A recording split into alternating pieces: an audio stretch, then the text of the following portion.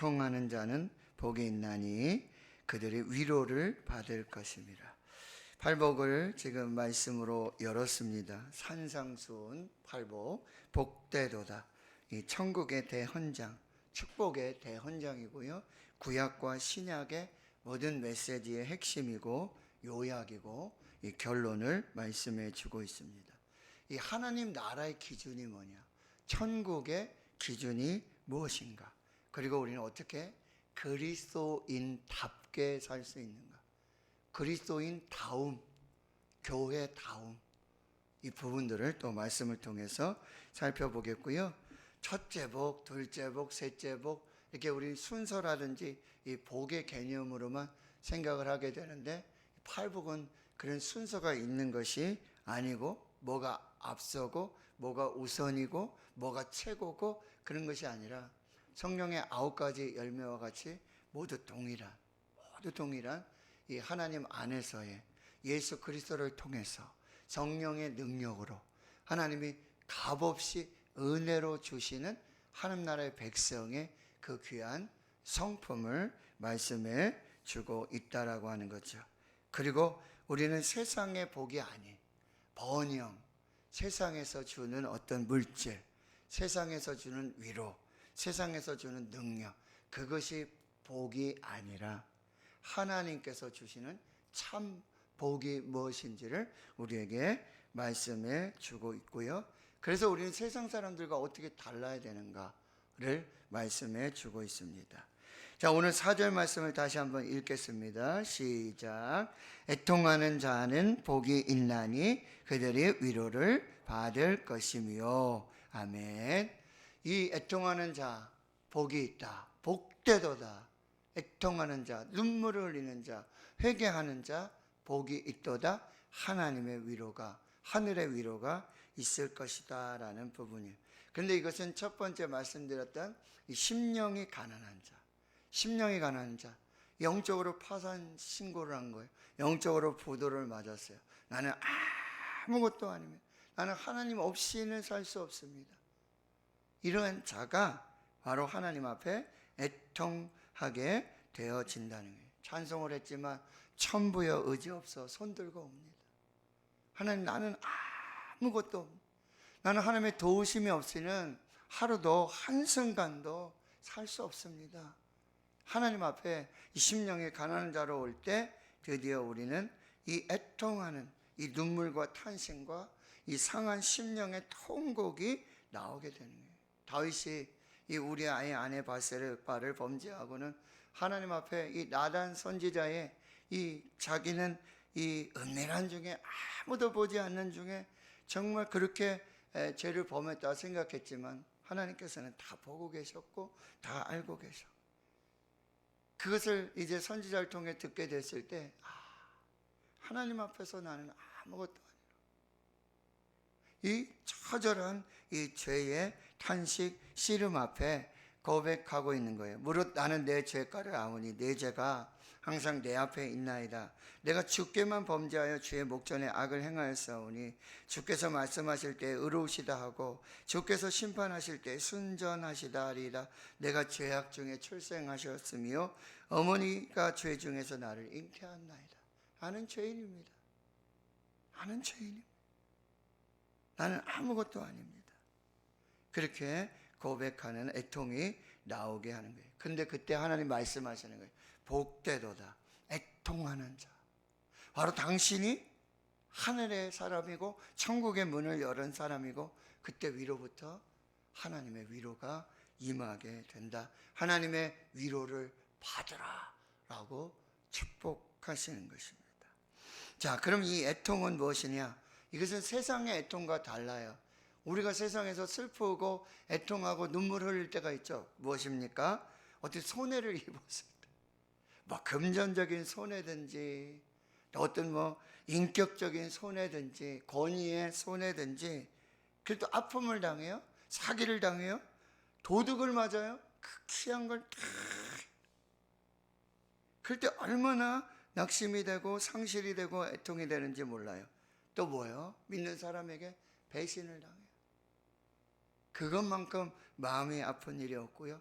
자녀들에게 혹은 부모들에게, 가족 중에, 또 교회 안에 성도들에게 막 서로 이 아픔을 주고 손해를 주고 질병으로 인해서 또 어떻습니까? 죽음의 사형 선고를 받게 돼요. 뭐 시한부 인생이라든지 뭐 이럴 때 우리는 얼마나 이 상실과 이 애통을 갖게 되는지 몰라요. 경험을 뭐 세월호 사건이라든지 뭐 지금 일본에서 갑자기 비행기 뭐 지진이 뭐 이런 일들이 일어나잖아요. 그래서 부모를 잃고 형제를 잃고 자녀를 잃고 뭐 이런 일이 벌어졌을 때 우리는 굉장한 애통을 느끼는데, 그런데 이런 애통과 오늘 말씀하시는 애통이 다르다는 말씀이에요. 이건 뭐예요? 영적인 애통이에요. 자신의 영적 현 주소를 알게 된 거예요. 하나님 앞에서, 내가 하나님 앞에서 나는 아무것도 아니로구나. 내가 죄와 허물로 죽어야 할, 내가 지금 세상에서는 뭐 목사고, 세상에서는 내가 지위가 있고, 세상에서는 부가 있고, 세상에서는 능력이 있는데, 내가 하나님 앞에 섰는데, 내가 하나님 앞에 나를 보니, 하나님이 성령으로 감동해 주시고 조명해 주셔서 나를 보니 나는 쓰레기야. 나는 죄와 허물로 이미 죽었던, 좋은 옷 입고 좋은 음식 먹고 좋은 차 타고 좋은 집에서 잘 살고 있는데, 어느 날 내가 하나님 앞에서 하나님이 조명해 주시는 은혜로 나를 봤는데 나 같은 죄인이 없어. 나 같은 쓰레기가 없어. 그 고백이 누구입니까? 바로 바울의 고백이에요. 바울이 어떤 사람이에요? 난지 8일 만에 헬라리랑 하고 이스라엘이고 유대인이고 베냐민 집하고 가말리엘 문화에서, 근데 그가 하나님 앞에서 이렇게 고백하는 거예요. 로마서 7장에 오라 나는 공고한 자로다. 누가 이 사망의 몸에서 누가 나를 건져내겠느냐. 무슨 얘기예요? 나는 하나님의 법을 따르고 하나님의 사람으로 그렇게 살고자 애쓰고 수고하는데, 내 속에 또 다른 법이 있는데, 또 다른 내가 있는데, 또 다른 나는 날마다 죄를 짓고 날마다 하나님의 말씀에 따라 살지 못하고 죄의 유혹에 빠져서 짓는 죄를 계속 지고 사기를 치고 거짓말하고 하나님 앞에 하나님의 말씀대로 살지 못하는 나를 본 거예요. 내가 원하는 게 이게 아닌데, 내가 원하는 삶이 이 삶이 아닌데 왜 나는 오라 나는 곤고한 사람이로다. 누가 이 사망의 몸에서 나를 건져낼까. 이때 진정한 탄식과 눈물이 쏟아져 나오게 되는 것이죠. 이게 애통이라고 하는 거예요. 그래서 시편 32편에 보면은 이렇게 말씀하고 있어요. 허물의 사함을 받고 자신의 죄가 가려진 자는 복이 있도다. 이게 얼마나 큰 복이냐라고 말하는 거예요. 허물의 사함을 받고 자신의 죄가 가려진 자가, 마음에 간사함이 없고 하나님께 정죄를 당하지 아니하는 자는 복이 있도다. 근데 그 다음 말씀에 보면 내가 입을 열지 아니할 때 종일 신음함으로 내 뼈가 쇠하였도다. 내가 죄인인 걸 알겠어요. 내가 참 만물 중에 심히 부패한 게 내 마음이고 이 썩은 게 내 마음이고 이게 다 정말 나는 쓰레기인데, 근데 정말 이 죄를 고백하지 못하고 하나님 앞에서 애통하지 못하고 탄식하지 못하는 이 마음이 정말 너무나 간절하다, 이렇게 말하고 있는 거예요. 그래서 주의 손이 주야를 나를 누르오니 내 진액이 빠져서 여름 가뭄에 마름같이 되었는다. 여러분, 여름 가뭄이 왔는데 마름이 있는데 이 진액이 다 빠져나가는데 견딜 수 없는 이 심령의 탄식과 애통 속에 하나님 앞에 서 있는 이 모습을 보게 된다는 거죠. 그러니 내 허물을 여호와께 자복하리라. 주께 내 죄를 아뢰고 내 죄악을 숨기지 아니하였더니 곧 주께서 내 죄악을 사하셨나이다.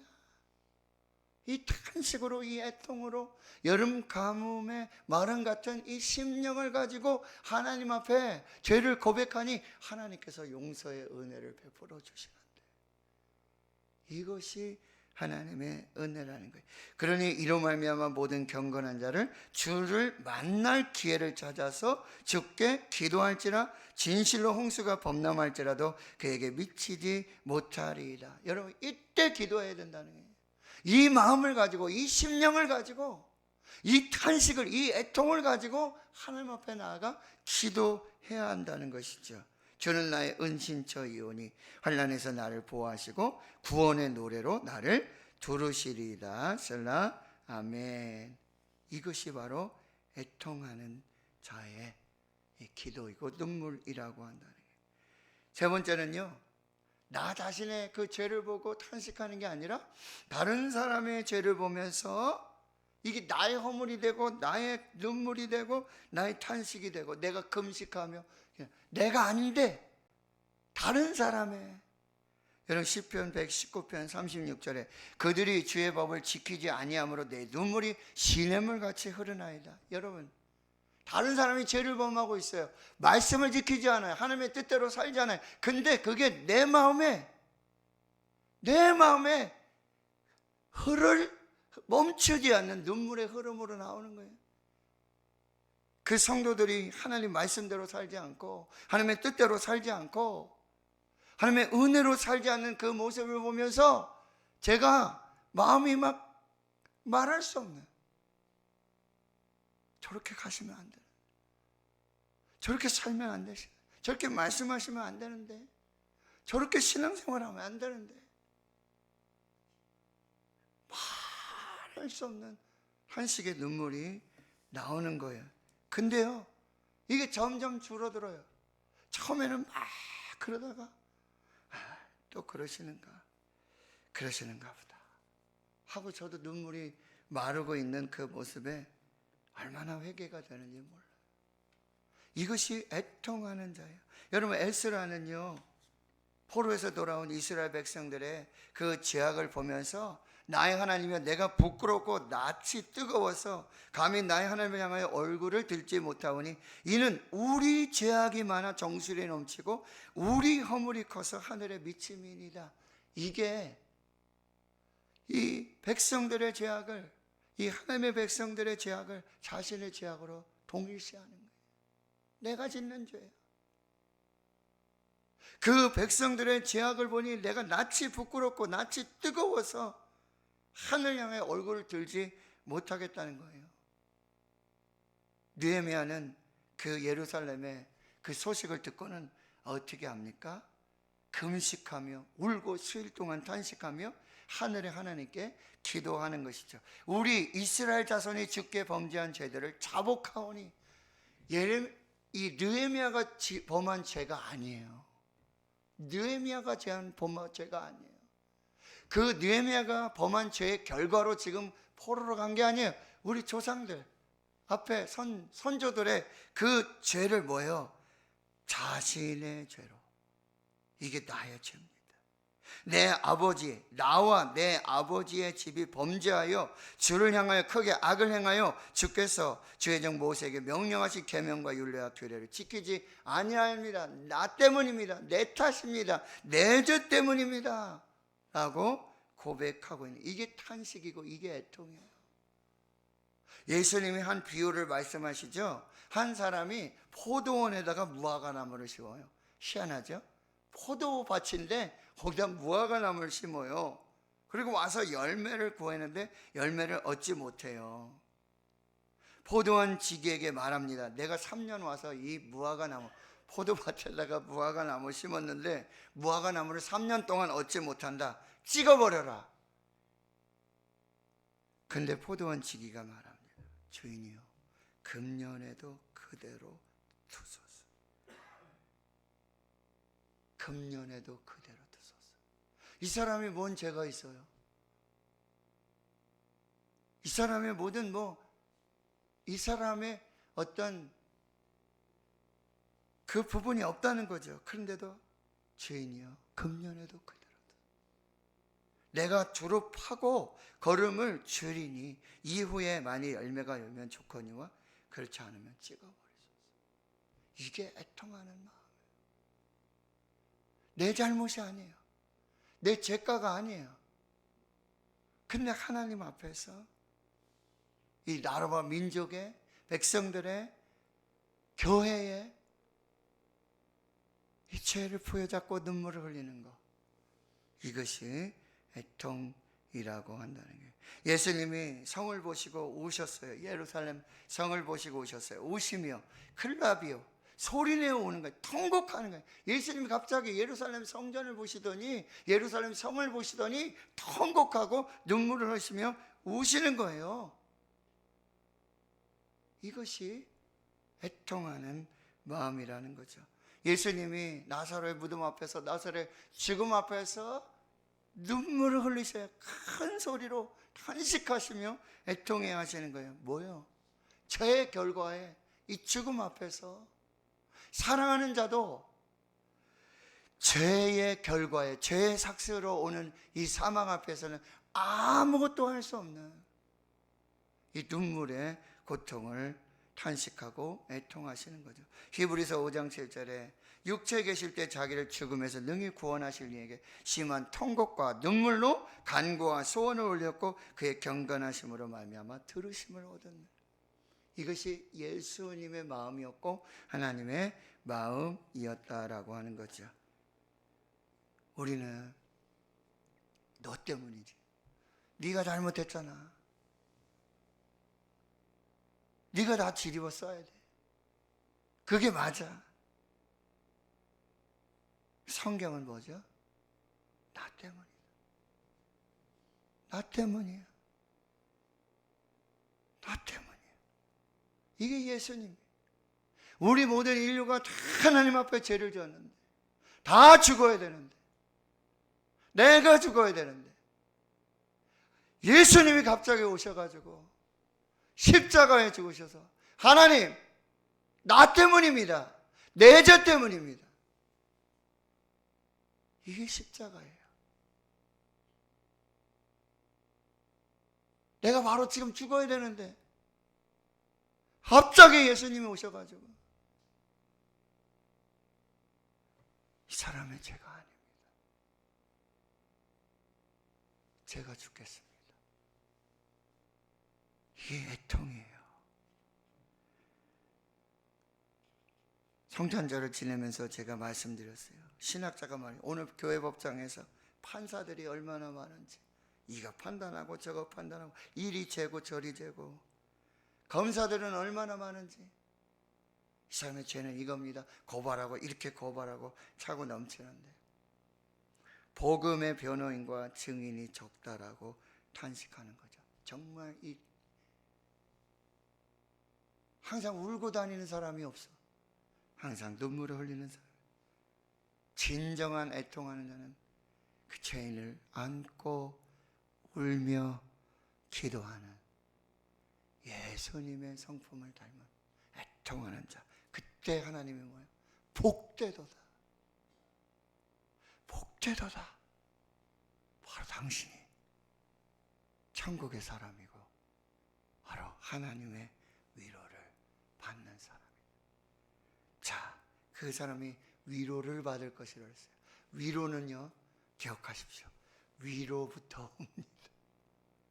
위로는 위로부터, 하늘로부터, 하나님께로부터 오게 됩니다. 고린도후서 1장 3절 4절 찬송하리로다. 그는 우리 주 예수 그리스도의 하나님이시오, 자비의 아버지시오, 이 모든 위로의 하나님이시오.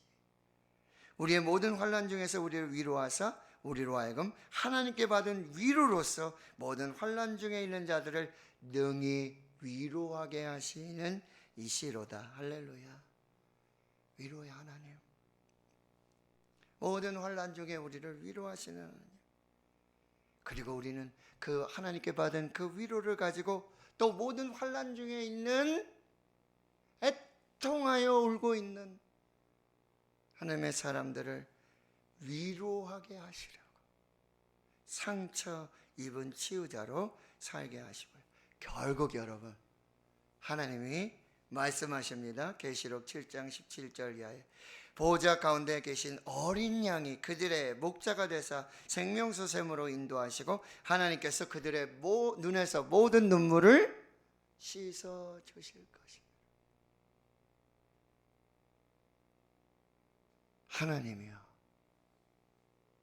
울고 있는 애통하는 하나님의 교회와 주의 성도들을 안아주시고 눈물을 닦아주십니다. 울지 마.